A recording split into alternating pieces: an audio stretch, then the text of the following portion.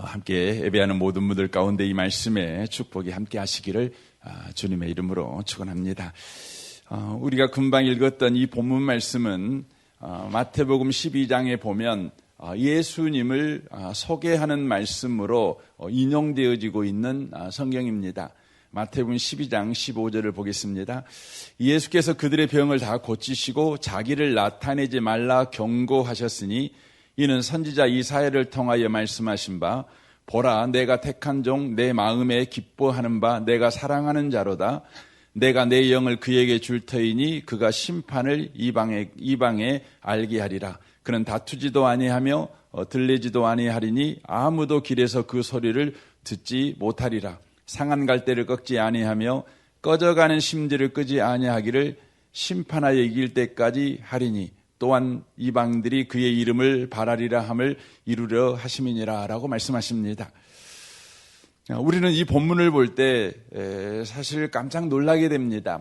저는 모태신앙이고 아마 여기 여러분 가운데도 그런 분들이 많이 계실 것이고 또 신앙생활을 하신 지가 꽤 오래되신 분들은 이 본문 말씀을 대할 때에 크게 놀라지 않을 수 있습니다. 하지만 이 말씀을 우리가 펴놓고 좀 묵상을 하다 보면 정말 이 말씀이 우리에게 크게 충격을 주는 말씀인 것을 우리가 알 수가 있습니다. 왜냐하면 우리가 알고 있는 신들의 정체성은 모두 권력을 가지고 우리를 항복시키는 신이기 때문에 그렇습니다. 율법을 가지고 우리에게 겁을 주어 자신에게 복종하게 만들며 작은 보상을 주고 더 큰 희생을 강요하는 것이 우리가 알고 있는 신의 정체성입니다. 그래서 우리는 신을 생각할 때에 마음을 놓을 수가 없습니다. 불안합니다. 두렵습니다. 혹시 내가 신의 마음에 들지 않게 행동하여 벌을 받지는 않을까라는 공포가 늘 우리 마음 가운데 있습니다. 세상의 모든 신들은 그 신을 생각할 때 바로 공포를 가져다 주는 것입니다. 그래서 여러분 이슬람 교도를 만나보면 그렇게 여러분 착하고 또 굉장히 순종적이며 또 굉장히 친절합니다. 아마 단기 선교를 다녀오신 분들은 느끼셨을 거예요. 우리 한국 사람들이 정이 많다고 하지만 또 나그네를 잘 섬긴다고 하지만 여러분 이슬람 사람들만큼 나그네를 잘 섬기는 여러분 종교인은 없습니다. 자신들의 안방을 기꺼이 내주는 거죠. 자신들이 먹을 수 없는 것들을 기꺼이 허비해서 섬기는 사람들이 이슬람 사람들입니다. 그런데 그 사람들하고 조금만 지내보면 금방 아는 것이 있는데 바로 그들 가운데는 삶의 공포가 있다는 것입니다. 공포가 있습니다.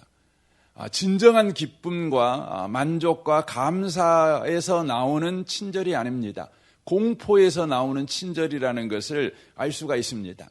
신을 섬기지 아니하면 신의 율법을 어기게 되면 그들은 즉시 심판을 받을 거라는 것. 이 공포가 그들로 하여금 도덕적이고 윤리적인 삶 그리고 다른 사람에게 친절한 삶을 바로 만들어내고 있는 것을 보게 되어집니다. 여호와 증인들을 만나보면 또 그렇습니다. 신천지인들을 만나본 사람들이 그렇게 말합니다. 우리가 알고 들었던 신천지는 머리에 뿔난 줄 알았는데 그렇지 않더라는 겁니다. 그렇게 친절하고 자기가 가지고 있는 모든 것을 다 헌신해서 우리를 섬긴다는 것이죠. 그래서 신천지에 빠진 사람들은 교리 때문에 빠진 것이 아니라 그 친절함과 그 섬김, 그것에 완전히 붙들려서 다닌다는 것이죠. 도저히 틀렸다는 걸 알면서도 나중에는 나올 수 없는 지경에 이른다는 것이죠. 그런데 알고 보면 그들의 친절과 그들의 윤리적이고 도덕적인 행위가 다 신의 공포에서 나온 거라는 것을 바로 알 수가 있다고 하는 것이죠. 그런데 오늘 본문 말씀은 우리에게 아주 충격적인 말씀을 하시는 것이죠. 그건 뭐냐면 우리를 구원하기 위해서 오신 하나님이신 예수님이 바로 종으로 우리에게 오셨다는 것입니다. 종으로 오셨다는 것입니다. 권력자로 온 것이 아닙니다. 나 안 믿으면 다 죽여버릴 거야. 나 안 믿으면 너희들 다 지옥 가. 이런 위협과 공포로 우리에게 오신 것이 아니라 바로 종으로 우리에게 오셨다는 것입니다. 그리고 우리는 성경을 보면 알 수가 있죠. 종으로 오신 그분은 우리의 조롱을 받으셨고 배신을 당하셨고 폭력을 또 당하셨습니다. 그리고 마침내 죽기까지 하시는 분으로 성경이 소개하고 있습니다. 우리는 여기서 질문해 봐야 됩니다. 하나님은 대체 어떤 신이기에 우리를 구원하기 위해서 폭력을 사용하지 아니하시고 권력을 사용하지 아니하시고 종으로 오실 수 있는 분이신가? 자기 아들을 아낌없이 내어주실 수 있는 분이신가? 우리 손에 핍박받고 죽는 자리까지 나아갈 수 있는 신인가? 우리는 이 생각을 바로 해봐야 되는 것이죠. 우리가 알고 있는 신이라는 정체성을 완전히 깨버리시는 분이 누구시냐면 바로 우리가 하나님으로 섬기고 있는 바로 그 하나님이십니다. 이런 충격을 받게 하는 것이 오늘 본문이며 사실 성경 전체가 바로 우리를 그런 충격 속에 몰고 간다고 하는 것입니다. 1절을 보십시오. 내가 붙드는 나의 종 내 마음에 기뻐하는 자 곧 내가 택한 사람을 보라.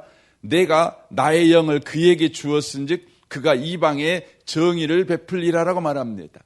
정의를 베풀기 위해서 종으로 오신 분이십니다. 세상에서 정의는 어떻게 베풀어지는 것입니까?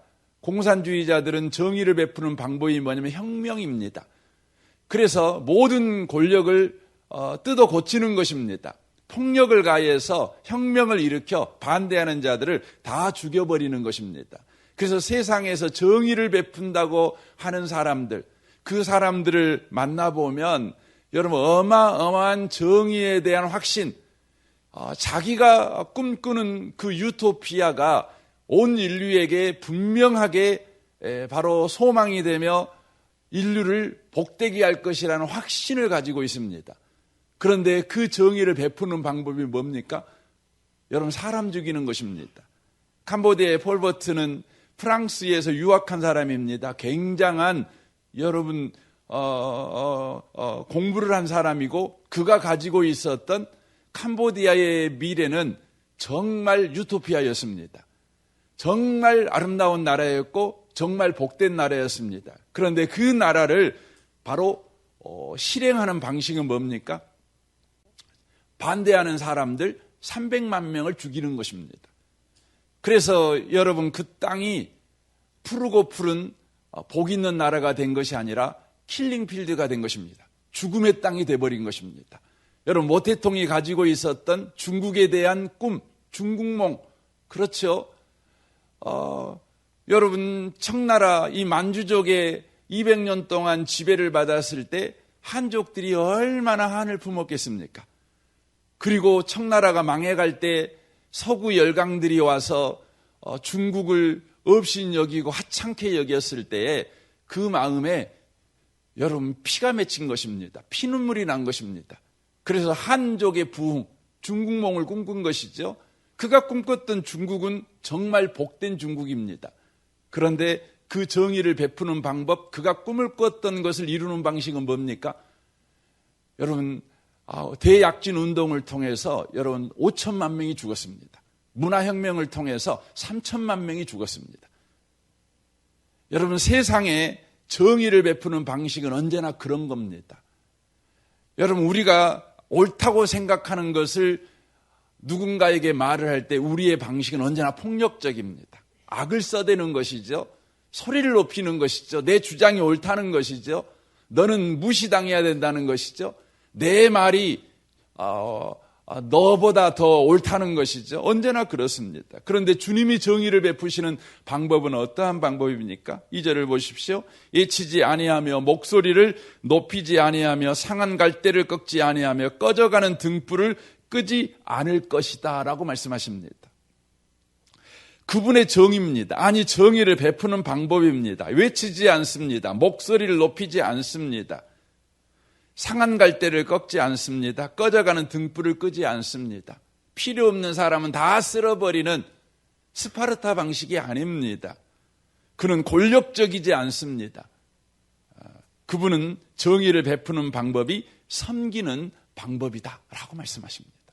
그분은 하나님이십니다. 말씀 한마디로 천지를 창조하신 분이십니다. 그분께서 우리를 섬기는 방법은 권력적이고 폭력적이지 않습니다. 섬기는 방식입니다. 그래서 요한복음 10장 10절에 이렇게 말합니다. 도둑이 오는 것은 도둑질하고 죽이고 멸망시키는 것뿐이요 내가 온 것은 양으로 생명을 얻게 하고 더 풍성히 얻게 하려는 것이다 라고 말씀합니다. 나는 선한 목자라 선한 목자는 양들을 위하여 목숨을 버리거니와 싹구는 목자가 아니요 양도 제 양이 아니라 이리가 오는 것을 보면 양을 버리고 달아나니 이리가 양을 물고 가고 또 해치느니라. 달아나는 것은 그 싹군인 까닭에 양을 돌보지 아니함이나 나는 선한 목자라 나는 내 양을 알고 양도 나를 아는 것이 아버지께서 나를 아시고 내가 아버지를 아는 것 같으니 나는 양을 위하여 목숨을 버리노라 라고 말씀합니다. 주님이 우리를 대하는 방식은 뭡니까? 바로 종의 지위를 가지고 우리를 섬기는 것인데 그 섬김의 방식이 바로 나를 위하여 목숨을 버리는 방식이라고 하는 것입니다. 여기에서 아버지라고 표현하고 있는 것이죠. 그러니까 아버지의 방식이라는 것을 바로 말해 주고 있다고 하는 것입니다. 우리는 이 하나님을 이해를 잘 못합니다. 받아들이기가 어렵습니다. 왜냐하면 죄로 오염된 우리는 원래 권력적이기 때문에 그렇습니다. 원래 폭력적인 것을 지향하기 때문에 바로 그렇습니다. 여러분, 죄라고 하는 것은 저와 여러분으로 하여금 끊임없이 남보다 더 나아야 된다, 남보다 더 강해야 된다, 남을 짓밟아야 된다, 남을 죽여야 된다, 이러한 것이 우리의 삶을 주장하고 있는 것, 이게 바로 죄에 오염된 저와 여러분의 삶입니다. 세상이 그렇지요. 내가 그런 오염된 사람이고 세상이 그런 논리와 원리로 작동되어지니 그런 세상에서 삶을 살아가면 살아갈수록 내 안에 욕망이 더욱 부추겨지는 것입니다. 더 강화되는 것이죠. 베드로도 그랬습니다. 성경 마태복음 16장에 보면 시몬 베드로가 예수님에게 어마어마한 신앙 고백을 합니다. 16절에 보면 주는 그리스도시요 살아계신 하나님의 아들입니다. 이렇게 고백을 합니다. 엄청난 고백이죠. 예수님 당신은 그리스도십니다. 우리의 구원자십니다. 살아계신 현존하신 우리와 함께 하시는 하나님이십니다. 이렇게 고백을 합니다. 그때 예수님이 뭐라고 말씀합니까? 바요나 시몬아 네가 복이 있다. 이를 네게 알게 한 것은 혈육이 아니요 하늘에 계신 내 아버지시다 라고 말합니다. 그래 맞아. 네가 고백하는 바로 그 고백대로 나는 메시아고 나는 현존하시는 하나님, 너와 함께 하시는 하나님이야. 그러므로 그 하나님과 네가 함께하는 인생을 살아가게 될 때 네 반석 위에 내가 교회를 세우고 음부의 권세가 이기지 못하게 될 것이고 내가 천국 열쇠를 주어 그런 권세 있는 삶을 살아가게 할 거야 라고 말을 합니다. 얼마나 감사하고 좋습니까? 얼마나 감사하고 좋습니까? 예수님이 우리의 그리스도고 우리의 하나님이었을 때 그분과 바로 연합되고 그분과 묶여 인생을 살아가게 될 때 저와 여러분은 그런 인생을 살아갈 수 있다는 것이죠. 그때 예수님께서 이렇게 말합니다. 20절 보십시오. 이에 제자들에게 경고하사 자기가 그리스도인 것을 아무에게도 이르지 말라 하시니라. 이때로부터 예수 그리스도께서 자기가 예루살렘에 올라가 장로들과 대제사장들과 서기관들에게 고난을 받고 죽음을 당하고 제3일에 살아나야 할 것을 제자들에게 비로소 나타내게 됩니다. 이게 무슨 의미의 말입니까? 네가 고백하는 그리스도, 네가 고백하는 하나님이 나다. 그런데 내가 너의 삶에 바로 하나님인 것을 나타내는 방식, 내가 너의 인생의 하나님이 되는 방식은 내가 죽는 방식이다. 이렇게 말을 하는 거예요. 내가 죽어야만, 내가 너를 섬겨야만, 죽음으로 섬겨야만 너는 네 믿음의 고백 위에 교회가 세워질 것이고 음부의 권세를 이기는 인생을 살게 될 뿐만 아니라 천국 열쇠를 가진 권세 있는 삶을 네가 살아가게 돼라고 말했습니다. 그때 베드로가 예수를 붙들고 항변합니다. 주여 그리 마옵소서, 이 일이 결코 주께 미치지 아니하리이다라고 말합니다. 주님 뭔 말입니까? 예수님이 그리스도가 되시고 하나님이 되신다는 것은 죽어서 그것을 입증하시는 것이 아니라 예수님이 예루살렘에 올라가 가지고 왕이 되어야 그 일이 이루어지는 거 아닙니까? 죽다니요, 말도 안 되는 소리 하지 마세요. 종이 되다니요, 섬겨서 우리의 그리스도가 되다니요, 우리의 하나님이 되다니요, 말도 안 되는 소리 하지 마세요 하고 팔짝 뜁니다. 그때 예수님께서 뭐라고 말할까? 사탄아, 내 뒤로 물러가라 라고 말씀합니다. 너는 나를 넘어지게 하는 자로다 라고 말합니다. 이게 무슨 의미의 말입니까? 예수님이 예수님 되심을 우리 가운데 나타내야 저와 여러분은 예수님이 머리가 되는 교회된 인생을 살아갈 수 있죠. 예수님이 하나님이셔야 내가 음부의 권세를 이기는 인생을 살 수가 있죠. 근데 어떻게 예수님이 하나님 되심, 그리스도 되심을 나타내시는 겁니까? 십자가에 죽어야 된다는 거예요. 여러분, 세상에는 그런 신이 없어요. 여러분, 세상에서 내가 하나님이다, 내가 신이다, 니들 내 말 잘 들어야 돼, 안 들으면 니들 혼날 거야, 너희들의 집안을 내가 망가뜨릴 수 있어. 여러분, 이런 권세를 가졌다는 것을 세상 신들은 어떻게 드러냅니까? 여러분, 권력으로 드러내요.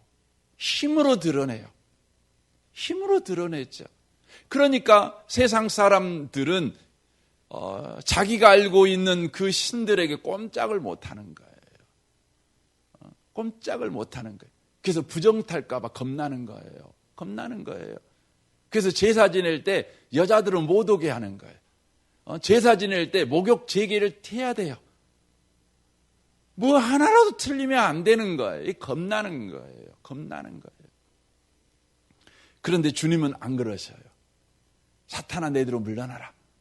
나는 권력으로, 나는 폭력으로, 나는 너희들에게 구원자로 나타나지 않아. 그렇게 입증하지 않아 라고 말합니다. 마태복음 4장에 보면 마귀가 와서 예수님을 시험하잖아요. 뭐라고 말합니까? 4절에, 3절에 보면 시험하는 자가 예수께 나와 이르되 내가 만일 하나님의 아들이거든 명하여 이 돌들을 떡덩이로 되게 하라. 예수께서 대답하여 이르시되 기록되었으되 사람이 떡으로만 살 것이 아니요 하나님의 입으로 나오는 모든 말씀으로 살 것이라고 말합니다. 네가 하나님의 아들이거든. 이 말이 뭡니까? 네가 하나님이거든. 입증해봐. 뭘로요? 힘으로, 능력으로 입증해. 돌 갖고 떡 만들어봐. 이렇게 말합니다. 그때 예수님이 말합니다. 아니야, 내가 하나님이라는 것을 어떻게 입증하냐면 하나님 말씀대로 사는 것으로 입증해. 나는 하나님의 말씀을 수종두는 것으로 입증해. 이렇게 지금 말을 하고 있는 것이죠. 더 나아가 보십시오. 이에 마귀가 예수를 거룩한 성으로 데려다가 성전 꼭대기에 세우고 이르되 내가 만일 하나님의 아들이거든 뛰어내리라. 기록되었을 때 그가 너를 위하여 그의 사자들을 명하시리니 그들이 손으로 너를 받들어 발이 돌에 부딪히지 않게 하리라 하셨느니라. 예수께서 이르시되 또 기록되었을 때 주 너의 하나님을 시험하지 말라 하였느니라라고 말합니다. 네가 하나님이라면, 네가 하나님의 아들이라면, 하나님이 보내신 구원자라면 하나님과 관계를 네가 입증해라. 어떻게 해요? 네가 성전에서 뛰어내렸을 때 너를 기적으로 보호해 주시는, 하나님이 너를 기적으로 보호해 주신다는 것을 통해 네가 하나님의 아들이라는 걸 입증해봐. 이렇게 말하는 것이죠. 우리가 늘 기도하는 거 아닙니까? 주님, 내가 암이 걸렸어요. 암에서 치료해 주셔야 하나님이 하나님이라는 걸 내가 믿겠습니다. 이런 식이죠. 하나님, 내가 하나님의 자녀라는 것을 이 부도위기에서 지켜줘야 내가 그걸 알아먹겠습니다. 우리는 늘 그런 식이죠. 그런데 예수님은 뭐라고 말합니까? 주 너의 하나님을 시험하지 말라라고 말씀합니다. 하나님을 기적을 베풀어야 하나님이라고 말하지 말아라. 이렇게 말을 하고 있는 것이죠. 그 다음에 보십시오. 마귀가 또 그를 데리고 지극히 높은 산에 가서 천하만국과 그 영광을 보여 이르되 네가 만일 엎드려 경배하면 이 모든 것을 내게 주리라. 이에 예수께서 말씀하시되 사단아 물러가라 라고 말하죠. 사탄아 물러가라. 베드로가 요구한 게 그거지요. 당신이 그리스도라면 그리스도가 되시는 방법은 왕의 자리에 오르는 것입니다. 마귀가 말하는 것이죠. 네가 이 땅에 구원자로 왔냐? 그러면 네가 세상 권력을 가져야 구원자가 될 거 아니냐? 그러니 나한테 경배해. 그러면 내가 세상 권력 줄게. 이렇게 말하고 있는 것이죠. 우리는 늘 이 부분에 대해서 무지합니다. 능력과 기적과 권력을 가져야 하나님 나라가 세상 권력을 깬다고 생각을 합니다. 능력과 권력과 힘이 있어야 우리가 하나님의 영광을 위해 살 수 있다고 생각합니다. 세상이 하나님이 누구이시고 예수님이 누구이신가를 보게 될 것이라고 우리는 생각합니다. 그러나 그렇지 않습니다. 예수님은 권력으로, 힘으로, 기적으로 우리의 구원자이심을 입증하신 것이 아니라 종으로 오셔서 목소리를 높이지 아니하시고 도살장에 끌려가는 양처럼 그렇게 십자가에 매어 달려 죽으심으로, 죽음으로 우리를 섬기심으로 우리의 주와 그리스도가 되신 것입니다. 제자들은 이 예수님을 이해 못했어요. 그러니 예수님이 예루살렘에 올라간다고 하니까 서로 싸우는 것이죠. 예수님이 올라가시면 왕이 된다는 소리 아니야? 내가 예수님을 따라다녀 봤더니 예수님은 눈이 보이지 않는 자들을 그냥 눈뜨게 만드시고 죽은 자까지 살리는 보리떡 5개와 물고기 2마리로 5,000명을 먹이는 실력이 있으니 이제 예루살렘에 올라가면 왕이 될 것 같다. 그러니 내가 우정성 앉으랍니다. 내가 자정성하랍니다. 서로 싸우는 것이죠. 그때 예수님이 그들에게 뭐라고 말씀합니까? 마태복음 20장에 이렇게 말하죠. 예수께서 제자들을 불러다가 이르되 이방인의 직권자들이 그들을 임의로 주관하고 그 고관들이 그들에게 권세를 부리는 줄 너희가 알거니와 너희 중에는 그렇지 않아야 하나니 너희 중에 누구든지 크고자 하는 자는 너희를 섬기는 자가 되고 너희 중에 누구든지 으뜸이 되고자 하는 자는 너희의 종이 되어야 하리라. 인자가 온 것은 섬김을 받으려 함이 아니라 도리어 섬기려 하고 자기 목숨을 많은 사람의 대속물로 주려 함이니라 라고 말씀합니다. 예수님은 하나님이셔요. 천지를 창조하신 분이시고 생사하복을 주장하시는 분이셔요. 그것도 임의로 주장하셔요. 임의로 주장한다는 말은 자기 마음대로 주장하신다 이 말이에요. 자기 뜻대로 주장하신다는 거죠. 그 부분에 대해서 어느 누구도 항의할 수 없어요. 어느 누구도 그 부분에 대해서 반기를 둘 수가 없어요. 하나님인데, 내가 하나님인데 내 마음대로 하는데 네가 뭔 소리냐? 할 말이 없는 거예요. 그 부분에 대해서 어떤 논리도 깰 수 없어요. 그런 권력을 가지신 하나님께서 저와 여러분을 구원하기 위해서 이 땅에 오신 방법은 종이었고 죽는 방법이었어요. 섬기는 방법이었다는 거죠. 여러분 예수를 믿는다는 건 뭡니까? 예수를 따라 살아간다는 것을 의미하는 것이죠. 예수님께서 십자가에서 죽으시는 방법으로 우리를 구원하시는 구원자가 되셨습니다. 근데 그 십자가 가운데 가장 중요하게 우리가 보아야 되는 것이 있어요. 그게 뭐냐면 예수님은 끝까지 우리를 섬겼다는 거예요. 이 섬겼다는 말을 다른 표현으로 하면 끝까지 우리를 대접했다는 거예요. 끝까지. 여러분 예수님 십자가에 죽어야만 될 정도로 저와 여러분은 망가진 자들입니다. 저와 여러분은 하찮은 존재가 되어버렸어요.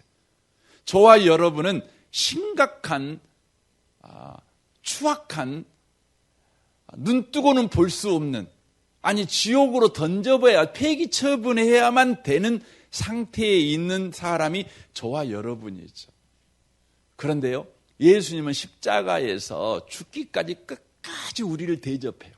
뭘로요? 저와 여러분을 바로 존귀한 자로 대접해요. 여러분 십자가에서 우리가 한 짓을 우리는 잘 알잖아요. 예수님을 배신하잖아요. 예수님의 머리에 가시관을 씌우지요. 침을 뱉지요. 욕을 하지요. 옷을 다 벗겨버리지요. 그리고 여러분 양손에 못을 박지요. 조롱하지요. 희롱하지요. 비난하지요. 그런데요, 예수님은 끝까지 십자가에서 아무 말씀하지 아니하시고 비난하지 않습니다. 심판하지 않습니다. 끝까지 우리와 함께 하십니다. 이 표현을 로마서 15장 3절에 이렇게 표현합니다. 그리스도께서도 자기를 기쁘게 하지 아니하셨나니, 이 말이 뭐냐면 그리스도께서 십자가에서 내가 하나님인데 내가 얼마나 존귀하고 능력 있는 하나님이라는 걸 내가 한번 보여줄까? 이런 거 안 했다는 거예요. 그리고 뭐 하셨어요? 주를 비방하는 자들의 비방이 내게 미쳤나이다 함과 같으니라. 여기서 미쳤나이다 이 말은 뭐냐면 사람들이 비방을 할 때 그걸 다 감수했다는 거예요. 그냥 받아들였다는 거죠. 받아들였다는 거죠. 비난을 다 받아들였어요. 감수하셨어요. 감수하셨어요. 끝까지 섬겼어요. 저는 결혼 주례를 할 때, 혼인서약을 할 때마다 늘 제 결혼 생활을 뒤돌아보고 또 다시 한번 생각을 합니다. 특별히 신랑이 신부에게 혼인서약을 하죠. 물론 신랑이 신부에게 혼인서약하는 건 아니고 하나님 앞에 혼인서약을 하죠. 하나님에게. 근데 그 혼인서약, 저희 교회 혼인서약은 다른 결혼식장의 혼인서약보다 훨씬 그 강도가 세지요. 근데 그 혼인서약 내용이, 제가 이 혼인서약을 이렇게 만들 때 눕기서를 가지고 만들었거든요. 이건 이렇게 만들었는데, 이 만들 때 왜 이렇게 만들었냐면 에베소 5장의 근거에서 만든 거예요. 예수님께서 교회를 사랑하듯. 그러니까 신랑은 신부를 사랑할 때 그 수준이요, 여러분 이몽룡이가 춘향이를 사랑하는 수준이 되면 안 돼요. 노미오가 줄리엣을 사랑하는 정도가 되면 안 돼요. 여러분 신랑들은 신부를 사랑할 때 예수님이 교회를 사랑하는 수준이어야 돼요. 그러니까 십자가에서 모습을 보면 신랑 대신 예수님이 신부된 교회를 사랑하는 거예요. 그 사랑이면 끝까지 사랑하는 거죠. 끝까지 대접하는 거예요. 당신은 내 사랑하는 신부요, 세상에서 가장 고귀한 신부요. 그 신부는 지금 악담을 하고 있는 거예요. 저주를 하고 있는 거예요. 깡그리 자존심을 뭉겨버리고 있는 거예요. 그럼에도 불구하고 신랑 되시는 예수님은 그 신부에게 그가 한 결혼 서약을 지키는 거예요. 끝까지 신부를 당신은 보배롭고 존귀한 자입니다. 세상에서 가장 아름다운 자입니다. 대접하는 거죠. 혼인서약이 이렇죠. 저는 당신을 유일한 아내로 맞아 일평생 남편으로서 책임과 의무를 다할 것입니다. 당신이 가는 곳에 함께 가고 당신이 사는 곳에서 살겠습니다. 당신의 가족이 제 가족이고 당신의 하나님이 제 하나님이십니다. 당신이 죽는 곳에도 저도 죽어 거기에 묻히겠습니다. 오직 죽음만이 우리를 갈라놓을 수 있습니다. 여러분 사랑이 뭡니까? 사랑은요, 끝까지 함께하는 거예요. 여러분 이혼은 사랑이 아니에요. 사랑하니까 헤어진다? 말도 안 되는 소리, 그건 마귀 소리예요. 여러분 사랑하는 건 뭐냐면 함께하는 거예요. 병 들었을 때도 함께하고, 부도날도 함께하고, 나를 괴롭혀도 함께하고, 나를 무시해도 함께하고. 요즘 우리나라가 항원이혼이 많대요. 이혼하는 사람의 34%인가 항원이혼이어야 돼요. 항원이혼이 많대. 참다 헤어졌던 거 아니에요. 여러분 참다 헤어지는 것이 아니에요. 나 내 아내를 사랑하지 않는데요. 아니에요. 여러분 결혼 서약을 지켜야 돼요. 사랑할 마음이면, 여러분 사랑하는 건 마음이 있어서 하는 게 아니에요. 약속했으니까 지키는 거예요. 여러분 예수님이 왜 우리를 사랑합니까? 약속하셨으니까. 여러분 성경을 봐보세요. 끝까지 약속 지켜요. 그래서 하나님은 신실하신 하나님이에요. 나를 사랑하시는 하나님이셔요. 여러분과 제가 이 고난주간에 다시 한번 예수님 생각하셔야 돼요. 예수님 누구셔요? 권력으로 우리에게 오신 분이 아니에요. 폭력으로 오신 분 아니에요. 무서운 얼굴을 하고 찾아와 갖고 너 내 말 안 들으면 죽여버릴 거야, 이런 분 아니셔요. 너 내 말 안 들으면 너 지옥이야, 내 말 잘 들어야 너 천국이야, 이렇게 위협하시는 분이 아니셔요. 내가 못나고 악담을 해도 저주를 퍼부어도 조롱해도 여러분 나를 끝까지 대접하시는 거예요. 너는 내 사랑하는 자의 내 어여쁜 자다. 여러분 예수 믿는다는 것은 이 예수님의 사랑을 받아서 내 이웃에게 그렇게 대접하며 사는 거예요. 여러분 이번 한 주간 동안 여러분 특별히 남자 성도 여러분 부인이 악담해도요 사랑하고 존귀한 자로 당신은 참으로 봄날의 벚꽃 같습니다. 제 아내가 3월달 되면 이름을 불러주라 그래. 목련이라고 이름 불러주라 그래요. 예, 목련같이 당신은 장미 같습니다. 여러분 대접해 주세요. 여러분 남편이 아무리 못나게 굴어도 여러분 남편을 당신은 하나님 같은 분이십니다. 대접해 주세요. 이게 고난주간 지내는 겁니다. 주님이 날 그렇게 대접했으니까. 우리 함께 기도하기를 원합니다. 오늘 말씀을 생각하며 오늘 같이 기도하기를 원합니다. 주님은 폭력을 휘둘러도 우리는 할 말 없는 분임, 할 말 없는 사람입니다. 왜냐하면 하나님이시니까. 생사복을 가지고 계신 분이시니까. 모든 의와 모든 진리 그 자체시니까 하나님이 행하는데 우리가 뭐라고 하겠습니까? 그런데 우리 하나님은 그렇게 권력적으로 폭력적으로 우리에게 오시지 않았습니다. 섬기기 오셨습니다. 죽기까지 우리를 대접해 주십니다. 폭력적인 우리를, 악담을 퍼붓는 우리를, 소리를 높여서 분노할 줄밖에 모르는 우리를 주님은 내 어여쁜 신부야 그렇게 대접해 주십니다. 주님 감사합니다. 주여 이 고난주간에 우리도 그 대접 받았으니 내 이웃을, 내 지체를, 내 가족을 그렇게 대접하게 해 주옵소서. 우리 같이 이 시간 기도하기를 원합니다. 기도하기 전에 감사헌금 하신 분이 계셔서 제가 기도하겠습니다. 주님, 물이 바다를 덮음같이 하나님의 영광이 이 성전에 충만하게 임하시옵소서. 우리 부부 항혼을 지켜 보호해 주시옵고 아름다운 성화를 이루게 하옵소서. 새벽을 깨우는 우리들에게 우리들에게 자녀들은 장래일을 말할 것이며 늙은이는 꿈을 꾸며 젊은이는 이상을 보는 행복과 우리들이 되게 하옵소서. 주의 약속의 예물을 주 예수께 드립니다. 주님, 이 드리는 이 감사 예물 또 주님을 향한 신앙 고백 또 소원의 기도를 우리 주님께서 응답해 주옵소서. 우리 주님만 우리가 구하는 것보다 넘치게 응답하시는 좋으신 아버지십니다. 그렇게 일하여 주시기를 구합니다.